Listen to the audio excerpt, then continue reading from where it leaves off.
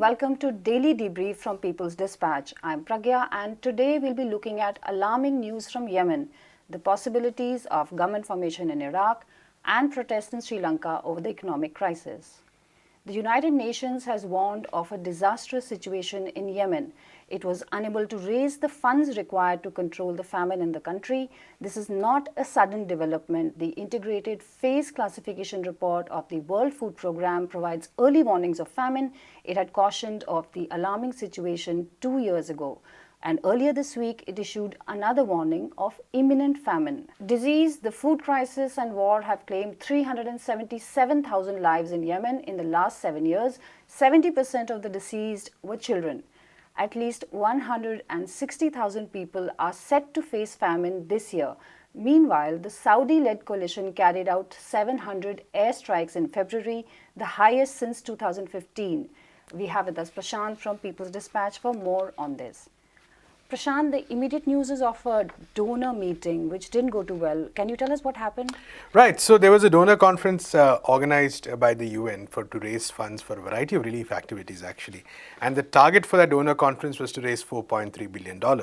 Now, considering the nature of the humanitarian crisis in Yemen, considering the fact that a lot of countries globally are, have their stakes in, are actually responsible for a lot of this damage, you would think that there would be some more interest. But they finally ended up raising just $1.3 billion, which is just about slightly less than 33% of whatever is needed. So pretty depressing news, especially if you look at the magnitude of the crisis involved. And unfortunately, every time we talk about Yemen, we have to end up, looking at these numbers and being horrified because the extent of the crisis. And this is not a hidden crisis of any sort. This has been talked about widely. The UN has called it the worst humanitarian disaster of the century. Now, the latest numbers say that I think of the 31.9 million people in the country, 23.4 million are in need of humanitarian assistance. 12.9 million are needing acute humanitarian assistance. And specifically, if we take a look at the food assistance that's required, some 19 million people need food assistance right now, and 7.3 million people are facing acute levels of hunger, so to speak. And this is also important to note because at the end of the year, the World Food Programme had said that it had actually cut supplies. Right. Of the amount of food they were able to supply to a lot of people because of the lack of funding. So on the one hand, we have a crisis where countries as far away as the United States and Canada and the United Kingdom have played a role in fomenting a crisis. And on the other hand, there is this massive shortage of funds. People, really struggling. Any metric you look at, the metrics are atrocious.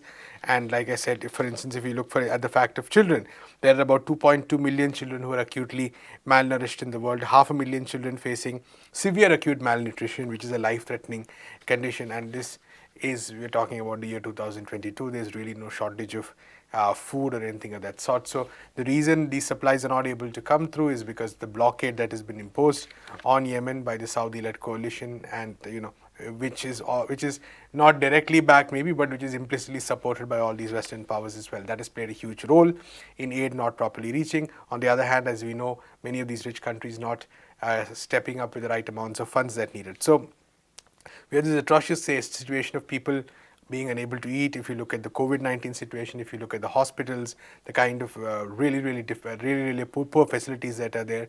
If you look at the situation experienced by women, we see a massive crisis as well. So all around, not only a very bad and horrible picture that's very clear to all of us, but also a picture that's deteriorating. And I think that's the important thing to note, because it's not that there is a crisis stabilizing because of international cooperation or talks. That's not the case. The situation is clearly deteriorating. We talked about the 19 million people in need of food assistance. There is a projection. Right now it's 17.4 million, which means that the numbers, like you said, the numbers are actually increasing, and there's no real end in sight as of now to these kind of crises. Prashant, what about the war itself? What is the situation there with the Saudi picking up on the attack? Right. So, Pragya, like you said, we saw a huge number of airstrikes by the Saudi-led coalition in February. And this is particularly one of the most dangerous aspects of the war, because ever since the coalition entered the fray in 2015 against the Houthis, who were basically fighting the Western-backed regime of the former President Abdurrahman Mansour Hadi. Now, this was basically an internal conflict, but the Saudi-led coalition, which had logistical support from the Western powers, which had intelligence support from the Western powers, they entered this fray. And one of the most important aspects of their entry was the massive airstrikes that took place, continuously at targeting both civilian and military facilities. Recently, we saw, for instance, I think a prison was bombed a few months ago. A lot of casualties that took place there. For instance, internet services were cut because the city of Hudaydah was attacked. So this indiscriminate airstrikes by the Saudi-led coalition has been one of the most scary features of the war, and not surprising because their allies like the United States had done the same in other countries as well. But especially important to note because there's been no large-scale condemnation, or Right. there have been voices raised in criticism of Saudi Arabia and their allies, but there's been really no real groundswell of anger against Saudi Arabia, which is especially important when you look at what is happening, for instance, in Ukraine, the kind of passions that are being aroused. But none of that seems to apply when it comes to Saudi Arabia. And this is not whataboutery, so to speak, but just to point out the fact that this is 7 years. I think somebody tweeted today that there was just, the Guardian had in one day more articles about Ukraine than all of 2022 about Yemen. If you look at the fighting itself, certain key battlegrounds such as Marib, for instance, where fighting is continuing, the Shabwa province, where the United Arab Emirates-backed groups actually made some advances last month. The fighting is very, very intense. There is there's no end to it at all, and the Saudi raids are continuing. The Houthis have also improved their military infrastructure, so which also means that they have a greater possibility of striking. So while talks did take place initially, there seemed to be some kind of hope for a breakthrough that clearly does not seem to have happened.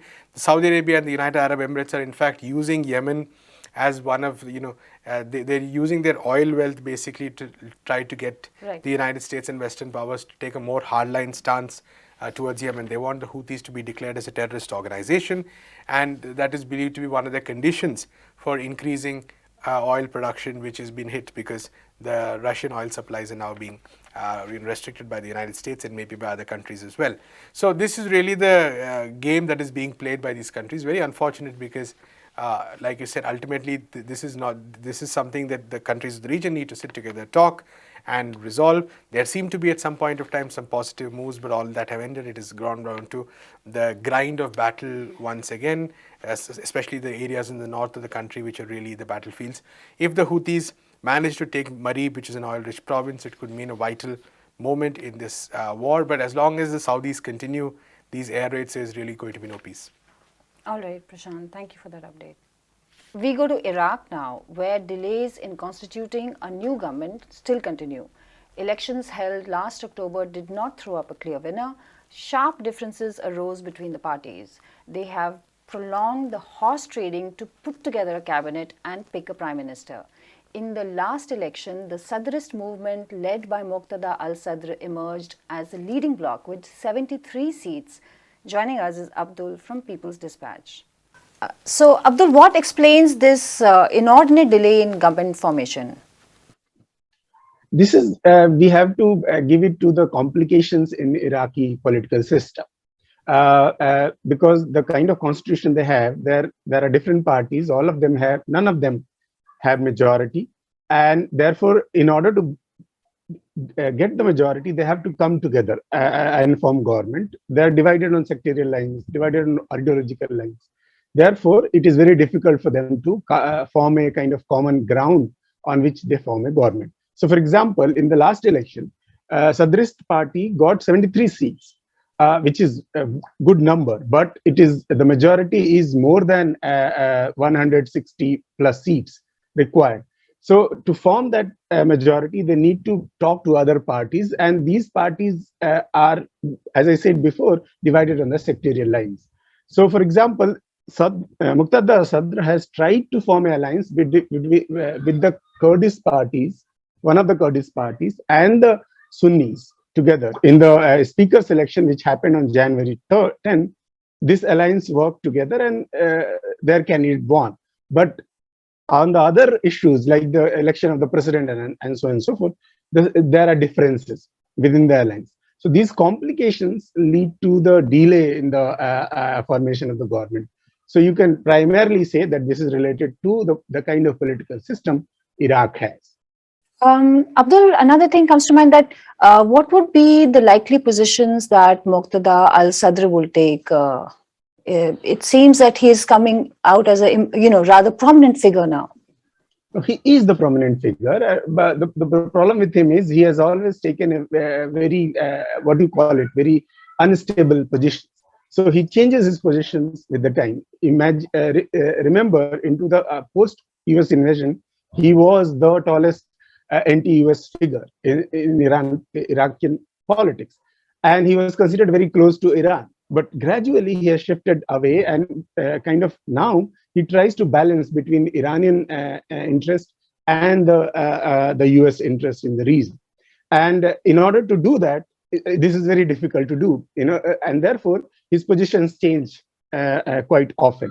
So in last year's elections, he took a nationalist line, and he has taken a position that he will create national majority government.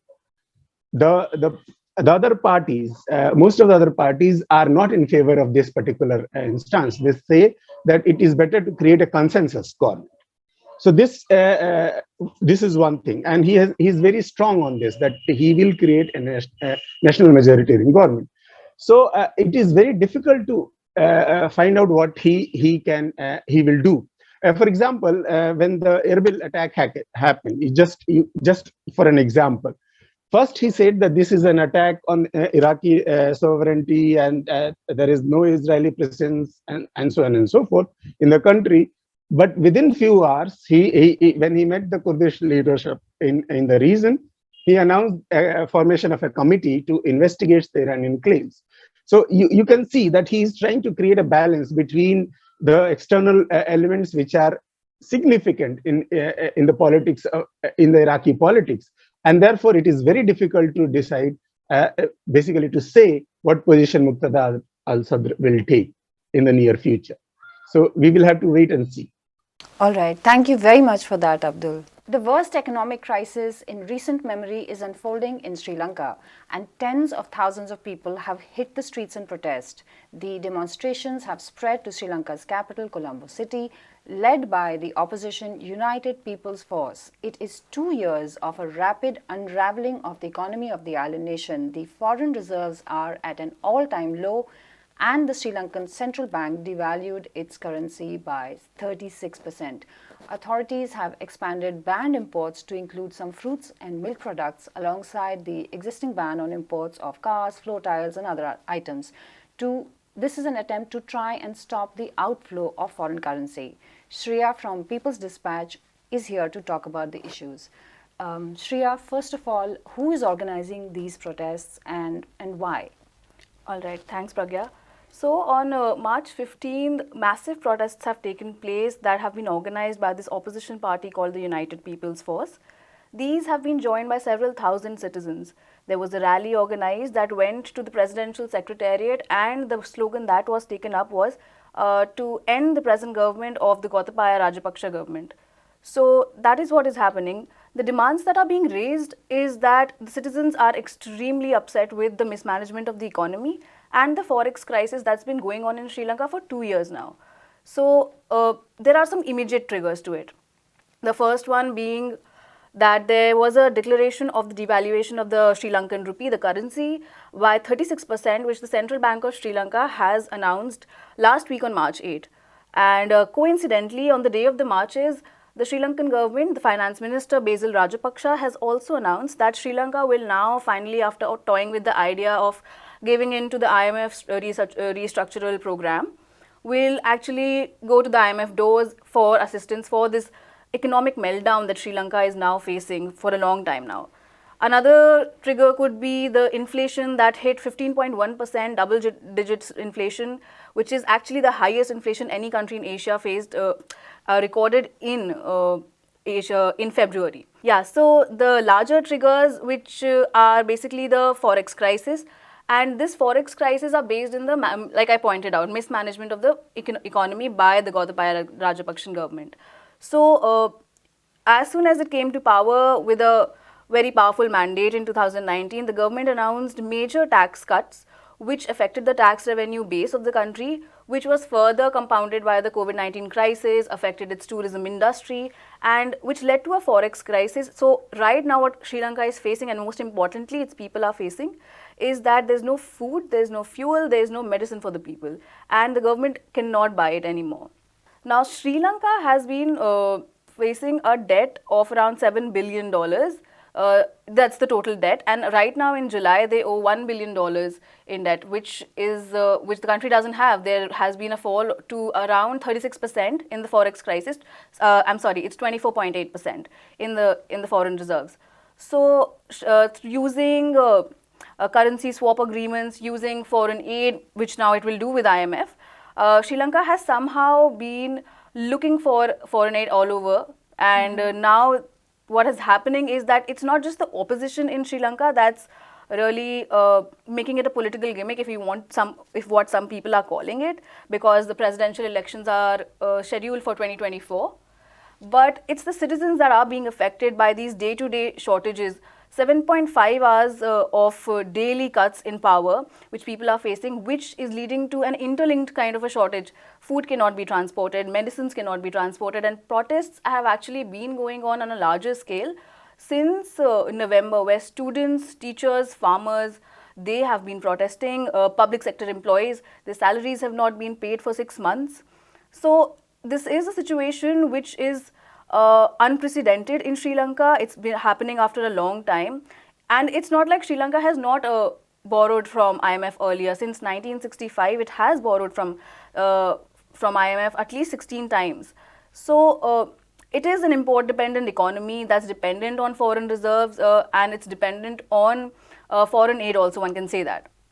At this point of time, lack of food and fuel is really concerning the people, and that's why they've taken to the streets. And that is all we have today. Thank you for watching Daily Debrief. Do come back tomorrow. Please visit www.peoplesdispatch.org and follow us on Facebook, Twitter and Instagram.